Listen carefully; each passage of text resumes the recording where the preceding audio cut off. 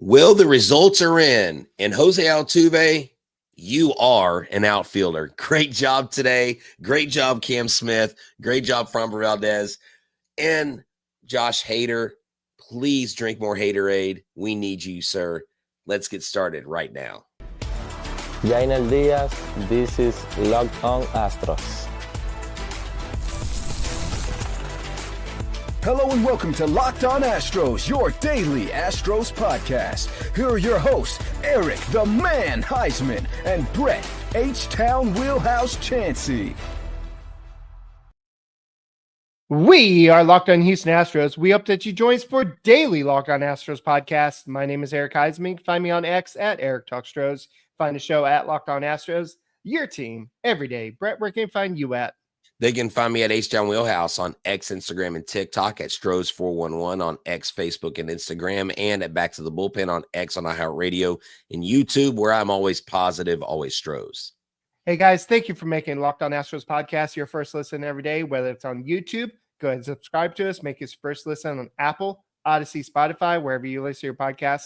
Go and check us out. Today's episode is brought to you by Game Time. Download the Game Time app. Create an account, use the code LOCKEDONMLB for $20 off your first purchase. So I'm sure it was pretty awesome. I had to go do something, so I couldn't go to opening day, but I was able to watch it or listen to it on the way to college. And I was able to kind of sort of watch it while I was in college.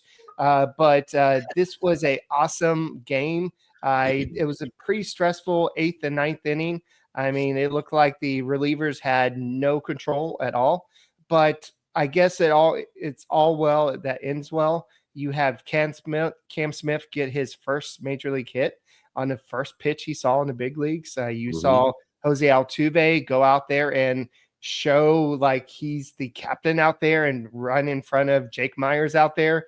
And some of the catches were a little bit more interesting than they should have been. But I think that's just going to be how it's going to be. I think communication is going to be key with these two guys as they learn their roles. But I think that any win is an awesome win. This was a great game. And overall, I think Framber Valdez went out there and dealt. I think that Hader, despite bases loaded, he really pitched when he had to. With Juan Soto, who's probably still 22, was up there and struck him out.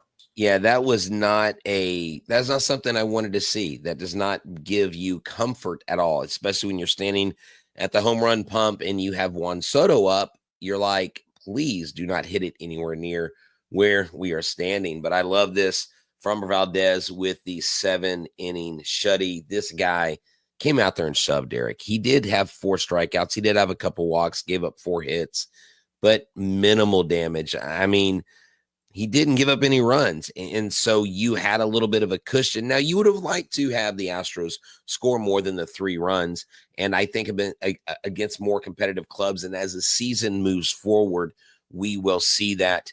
Jose Altuve, Eric, it was funny. He was 0 for 2 at the plate, but he was 2 for 2 in his first catches. We were keeping score on how many catches he made in the outfield, so that was definitely interesting. But I'm going to have to say that each game this year, we're going to be naming a player of the game, Eric, and you and I talked about this, and I think there are a couple names that could go out there from Valdez, Jake Meyers, maybe Cam Smith, because he got the his first major league hit and his first major league at bat in a regular season game. But we both agreed that, and Jake Meyers was 2 for 4 today, a big RBI there. But we feel that Framber Valdez is the player of the game because 7 shutout innings. All the talk today that I heard around the ballpark, the buzz was what Framber's going to show up on opening day. Is it going to be lockdown Framber? Is it going to be Framber who kind of loses it in an inning or two? We saw Framber.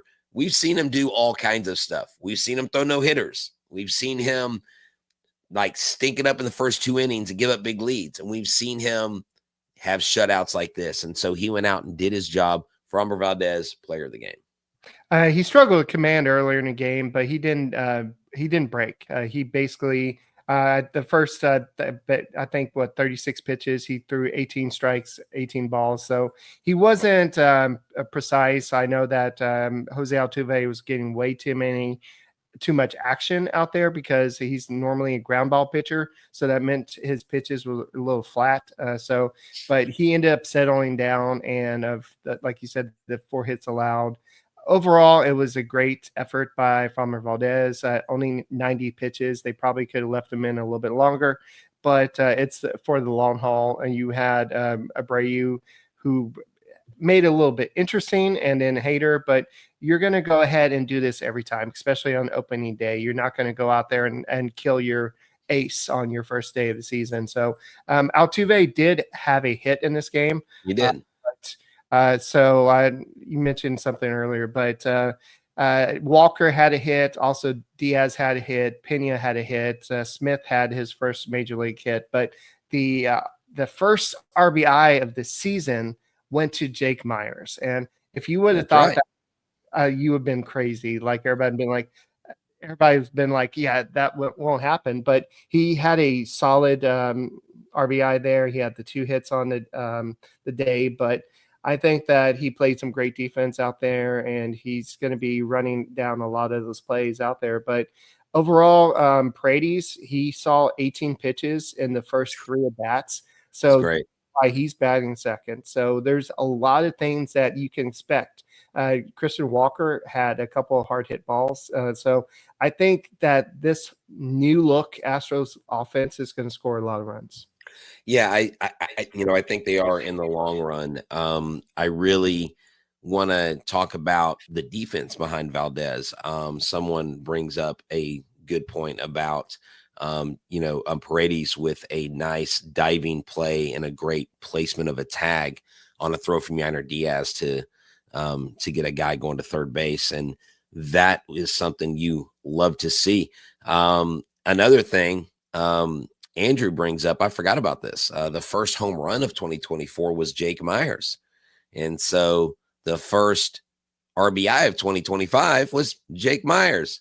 And hey, I was calling him Jake Powers because I was in the Conoco home run pump. I'm like, Jake Powers. I don't know that he heard me. I don't think it's going to stick, Brett. And I kept saying, you can't spell RBI without Jake. And they're like, yeah, you can. But what I loved from the offense to the defense overall, Jeremy Pena, let's not bury the lead. This kid set the tone. He got an absolute laser from Francisco Lindor. Altuve was probably like, not this quick, Poppy, not this quick. And he jumped. And Jeremy Pena is so athletic and grabbed that ball. That is a Gold Glove shortstop you have right there behind. And that gives Framber Valdez, I think, a lot of conviction when he's on the mound, when your defense backs you up like that. That's what it's going to take. Isaac Paredes, he did make one throw that almost went errant. It was almost like he got a little too lackadaisical, but other than that near errant throw to Walker, and Walker corrected, got the tag, no harm, no foul. You saw it's really good defense. Brendan Rodgers came in. He got a hit today. No, he didn't get a hit today. He got a walk. He got 2 strikeouts. And then, Yainer Diaz's first hit that he was out on, I thought the ball was going over the center fielder's head. I mean, that ball, it just had too much topspin on it. But you're right about Hader and flat pitches. That's what happened with Abreu and with Josh Hader, when both of them combined, and someone mentioned here in the chat, combined for like 50 pitches. Framber Valdez only had 90 pitches in 7 innings. They threw 50 pitches in 2 innings. So that is something that's going to have to change, because when you get up against teams that are going to compete with you, you can't afford to have your back end fall apart, because if you only have 3 runs, you're in there to protect that lead. And as the Rangers learned in today's game, no lead is big enough, because they ended up giving up a 3-run lead, a homer in the 9th inning. So you've got to. Oh, really? Yeah, they lost. Yeah, the Rangers did. Oh, poor Rangers. I'm sorry. I'm sorry, Arlington. Yeah, so we'll go Poor and talk a little guy. bit more about the bullpen. We'll go and talk a little bit more about this game. But guys, the Astros win, and guys, we're so excited about this. What's going to happen next? We don't know. That's the part of the big unknown, but we do know that the Astros won today. Guys, thank you for making Locked On Astros podcast your first listen every day. Hey everybody, this episode is brought to you by Game Time. Download the Game Time app today. Use the code LOCKEDONMLB for $20 off your first purchase. Terms do apply. There's nothing better than catching an MLB game live. The crack of the bat, the roar of the crowd, the smell of the ballpark food, and you're looking to go last minute. That's fine. Game Time makes tickets easier than ever. The last minute ticket deals, all in pricing and lowest price guaranteed. Game Time takes the stress out of buying MLB tickets. Plus ticket prices drop as the game time gets closer, meaning you can score an incredible deal. I've done it. I've told you about it. Game Time is the official ticketing partner of Locked On, and as the Locked On Astros host and co-host, we can tell you that this regular season, you won't want to grab your tickets anywhere else. Spontaneous game night, great. I've done it. You can do it. Just say, let's go to the game, fellas or ladies, or fellas and ladies. Let's all go in, pile in the car. Let's go to Dyken Park. Let's go check out the train and the new baseballs in the back of the train. Let's go watch Cam Smith get an RBI triple. Let's check things out with top discounts. You have a feature in Game Time picks that gives you the best deals, and you don't have to worry about everything else. And I love that I can preview my exact seat before purchasing. No surprises. And when I get to the stadium. So take the guesswork out of buying tickets with Game Time. Download the Game Time app today. Create an account, and use the code LOCKEDONMLB. That's LOCKEDONMLB for $20 off. Download Game Time today. Last minute tickets, lowest prices guaranteed. Hey guys, thank you for making Locked On Astros podcast your first listen every day. Whether it's on YouTube, go ahead, subscribe to us. Make us your first listen on Apple, Odyssey, Spotify, wherever you listen to your podcast. Go and check us out. Go and check out Michael Connor on the Locked On Astros postcast as well. If you can't get enough Astros talk, we'll go ahead and be here as well. So Brett, I know that you're coming back from the game and took you a little bit longer because there's a lot of people downtown, a lot of people celebrating the win. It's always packed to downtown. It was packed, but I did valet parking for the first time. I do not recommend that. That's all I'm going to say. I'm not going to say the business I use, but I wouldn't recommend it. Yeah. I want to answer Andrew's question. He says, my daughter wants to know if that's a bingo pin on your hat. Yes, that is bingo from Bluey. This is from my guy, Pac. He's called Pac-Man. He's Pac's Caps. The dude makes hat blips for all Astros hat, and Houston hat collectors know all about this. I've actually have Bluey, and yes, that is from Bluey, and she got it right.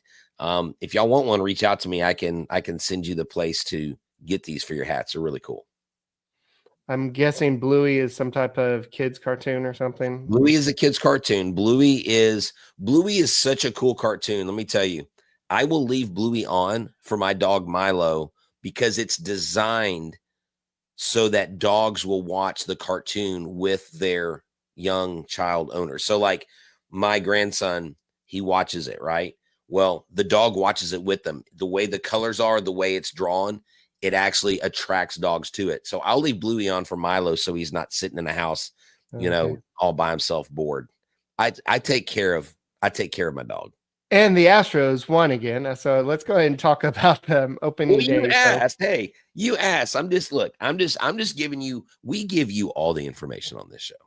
Yes. So before we get back too much on Bluey or whatever we're talking about, let's talk a little bit about the train. So the train, it was a big reveal. I know yesterday we talked about it's probably going to be baseballs. Late last night, it was kind of leaked that it's not going to be anything to do with Dyken.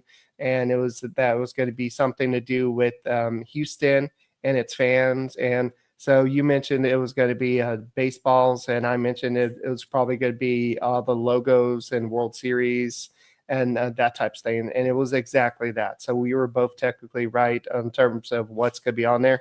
Brett, do you need an orange? You can buy one of those oranges from the old train for about $600 if you want the full orange, or if you want a partial orange, it's only about $400. I am So if not you want to get paying. that for your bachelor pad there. Yeah, I am not. I'm not going to buy an orange for $600, but I am going to remove easy World Series ever. Go Dodgers. Y'all some brokey something cheaters. Well, buddy, Okay. I'm sorry. I'm going to ban you. All right. Hi, Brett. We're doing a podcast. Sorry. He's gone. He's gone. All right. So Abreu did walk the 2 batters, but he was able to retire the last batter, get out of his own mess. That's the sign of a good reliever. Sometimes, especially some of the younger guys, they get into a mess. They can't get out of it. Somebody like Abreu can get out of his own mess. It looked a little bit ugly because you had back-to-back walks, but unfortunately, he was able to get that last out. Josh Hader got into the bases loaded situation. A run scored on, I believe it was a sacrifice fly. But with Soto up there, he made the pitches. And I think it was John Heyman or one of the guys that is probably in love with Juan Soto was like, that should have been ball 4. And it probably was, but Juan Soto still swung at it or checked the swing, whatever it was. I wanted to say something because you mentioned John Heyman, and look, I respect the heck out of Ken Rosenthal. I don't know that Ken Rosenthal is like a Houston hater. John Heyman blocked me a while back because I called him out on his ridiculous bias against Houston. Okay. He acted like the Astros did something to him, but Ken Rosenthal, I felt took a little bit of a hard turn into Cam Smith. And I think Ken Rosenthal is a professional, right? But I don't think he would have done that if Cam Smith was a Yankee or a Dodger. If I'm being perfectly honest, I really don't think that he would have done that with any other player. Now, it may be because the guy has played very few professional games and he's just looking out for his best interest. But I was thinking about it today. Why in the world, or how would he react if he was on another team? I really think that Rosenthal, I don't know, maybe he went at it because it was more of an Astros player. Maybe he didn't. Maybe that's just his opinion. And I know I said all along, and I had someone call me out. My friend Bobby B called me out at the game. He said, Brett, he goes, I'm not going to let you live it down. You kept saying Cam Smith needs to go to AA or AAA. You know what? Mike Stanton said the same thing, and he's a 19-year Major League veteran. Pretty much everybody said that, and it wasn't because we didn't think or we don't think Cam Smith has the ability to do it. It was just we didn't want to put him in a situation where he was not going to be successful. And today, dude, he passed the test. With flying colors, he did make a slide in right field, and he missed the ball. He slid a little too early, but he was on it. He was almost there. He's going to have to adjust. The lights are bright in there. You and I have been down on that field during the game, opening day, holding the flag. It's not easy when you look up in the lights to see anything, and I can imagine seeing a ball coming at you 105 miles an hour. So Cam Smith will make the adjustment. He's an athlete. I think he'll be fine in the outfield. A lot of people are asking about the train. Yes, it made its debut. So this is the picture. So if you can see I'll put some pictures. Send me those pictures that you have, Eric, and I'll put them on a post on our This is just from the Chronicle right now, but if you could see, it's got all the different logos, and if you look really closely right there, it's even got the new logo for the Astros. I was like, I kept backing up because you kept putting the phone closer and closer. See, like this? This is horrible. This is horrible YouTube video. Watch the AI. Watch Choppity clip that as one of the clips. 98%. Anyways. Yeah, but I'm looking back at that Cam Smith. He did make a good judgment on it. He just missed it, and I think the more he plays right field, you have to understand that he's really only tried this for maybe 2 weeks or less than 2 weeks. So the more he gets to play it, I do think that he looks more comfortable out there than Jose Altuve at times. I think Altuve is just going out there all gun-ho and I can do it. I can do it. I can do anything I want to. And that's how Jose Altuve does everything. But I think that if you look at what Cam Smith's doing, he's just more of a natural fielder out there. So I think Cam Smith is going to it's going to come more natural to him. Altuve, he's just the ultimate hard worker, so he's gonna get it eventually. But I think he's trying a little too hard to like cutting Jake Myers off. Let Jake Myers do it. He's been doing this for a while. So guys, we'll go and continue this conversation. We have some news and notes for some injury updates and some more. So guys, thank you for making Locked On Astros podcast your first listen every day. Make sure y'all are checking out Prize Picks. Prize Picks is where you want to go for your fantasy baseball this year. Prize Picks has great things available to you. And if you go to them today, you can use the code LOCKEDONMLB and get $50 instantly when you play $5. When you build your lineup, you can pick Yordan Alvarez. You can pick Isaac Paredes. You can pick Hunter Brown, more or less on any category that they have up there, whether it's strikeouts, whether it's batters faced, whether it's home runs or RBIs. You can do it in less than 60 seconds. And when you win, your payout is quick, safe, and secure. I always take advantage of Taco Tuesdays, where Prize Picks offers discounts on select player projections for even more value. So you could win up to $1,000, 1,000 times your cash when you pick more or less on at least 2 player projections. There's no better way to get in the action than with Prize Picks. So download the app today. Use the code LOCKEDONMLB to get $50 instantly after you play your first $5 lineup. That's code LOCKEDONMLB for $50 instantly after you play your first $5 lineup. Prize Picks. Run your game.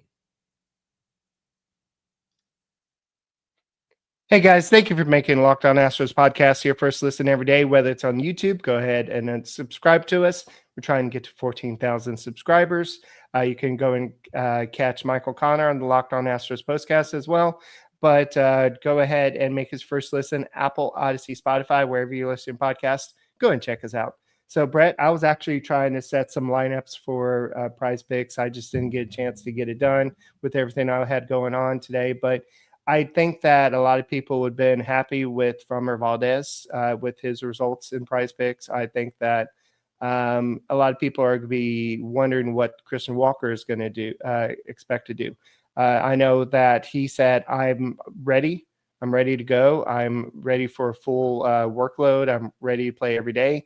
But Joe Espada today said, well, yeah, we think he's okay, but we're going to go ahead and we kind of did the roster construction to give him some time off from time to time. I think that's why DeZenzo's on the roster to play first base, to go ahead and give him some time off, maybe some time at DH to kind of rest, to make sure he's healthy all season. Yeah.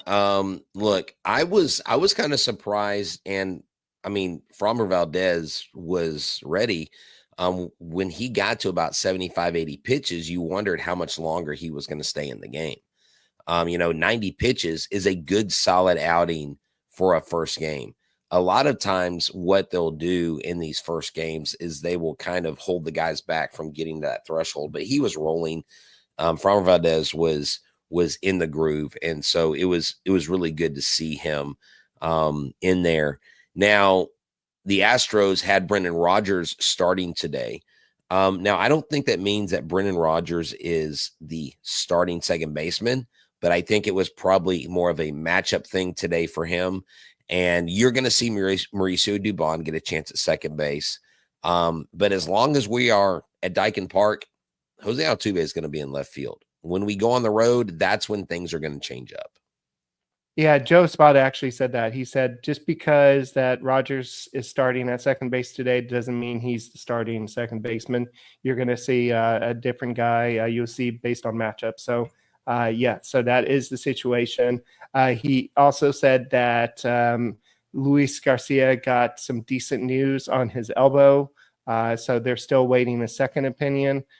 So that's some good news. Also, Lance McCullers will make a rehab start on Sunday. Espada did confirm that. So Jim Crane before the game did have a 10-minute conversation with the media. I think this is one of the first times he's actually addressed the media himself. He did confirm that the Astros never altered their original offer to Alex Bregman at any point during free agency. And when asked if they're going to offer any extensions to any current players, he said, I don't think there's anybody in particular, but there's certain guys that we've worked on in the past and will work on in the future. I don't know if that means Framber Valdez, going back to that, but who knows what the situation is. But the Astros know that there's certain players that they need to hold on to. Valdez, he showed today that he can be the ace. And so the Astros need to decide how much money is that worth. Yeah, that right now is probably one of the pressing questions. But I think also another pressing question would be, I think, Eric, is are the Astros going to sign Cam Smith to a Michael Harris III or a Braves type of extension? Now Anthopoulos, I think is how you say the Braves GM name. He is the one that did the signing. Someone's like, well, Dana Brown did that. Well, Dana Brown wasn't the GM that signed those players to those contracts, but that may be something that they also look at as well, because the name of the game is getting these guys early and keeping them here long enough to maybe hopefully keep them here if they're a serviceable superstar major league player, and like incentivize them to stay here. And so that's what I think you would like to do. So I think Framber is on the radar, and I also think maybe Cam Smith is. I don't know. But we've got game 2 coming up tomorrow, Eric. And it is on Apple TV. It is not on Space City Home Network. So hopefully y'all have some free trial with Apple TV, or you have some sort of streaming. That would probably be one of the best things to do, where we have Hunter Brown, who I think is going to have a big season against Tyler McGill. And guess who had a home run off of Tyler McGill in spring training?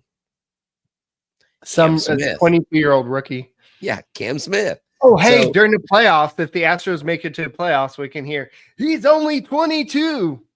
There you go. Hey, you know what? I'm telling you, I said it today on the radio in Louisiana. I changed my AL East prediction.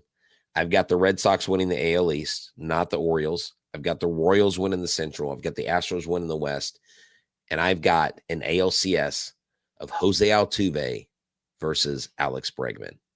And my hottest take for all the playoffs, the Yankees missed the playoffs this year. That's my hot take. Christian Walker has a home run against McGill. Also, so does Jake Myers. So Jake. Now, here's the thing. Jake hits well around May, June, and he drops off. So what we need is Jake to be hot in the beginning at the plate and continue that. But Eric, I think they passed the test. They look good. Outside of the near collision between Altuve and Myers, because they were both hauling what to the ball. And what was great, though, Myers didn't look frustrated. Myers, you could see he was looking at Altuve the whole time. He knew where he was, but afterwards he was kind of laughing, and Altuve kind of had his, his little playful grin that he usually has. And so I love seeing that. I think this team is a cohesive unit. And I found this out today, that Joe Espada has said that he sees Jeremy Pena as the clubhouse leader. He has talked to Jeremy Pena about being the clubhouse leader and being the veteran, the guy that takes that mantle like Correa did, like a Springer did. And so I think that's really neat. Jeremy Pena is stepping into his own as a leader. He's stepping into his own as a hitter. I think he's going to be a complete player. I think he's going to win another Gold Glove this year. And I think he's going to have a very, very good offensive season. All right. Some other news today. Cooper Hummel was designated for assignment to make room on the roster. Also, JP France was placed on the 60-day IL. Sean Dubin, Luis Garcia, Christian Javier, Lance McCullers, Caleb Bort, Forrest Whitley were all placed on the 15-day IL.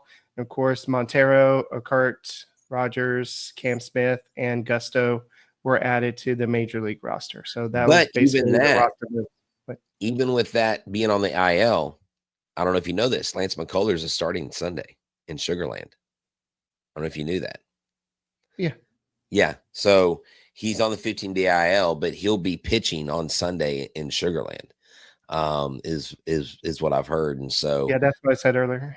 Oh, okay. I didn't hear you when you said that because when you said 15, when I heard the 15-day IL, I'm like, wait, how is he starting? I remembered in the minors, it's a little different. It's different. Yeah. Yeah. So it's a rehab different. assignment technically. True. So it's just a different situation. But I think the Astros, they faced a fairly good pitcher. This was his first start, I believe, of his major league career. He's maybe start before. But the Astros were on a 10-game scoreless streak against him. They were able to get 3 runs against Clay Holmes. They took care of business. Now they need to do the same thing in game 2. Offense needs to come around. Who knows who's going to be in the lineup? It's going to be a day-to-day basis. We'll see depending on the matchups and all that. So I'm excited about the season. I'm excited about the unknown.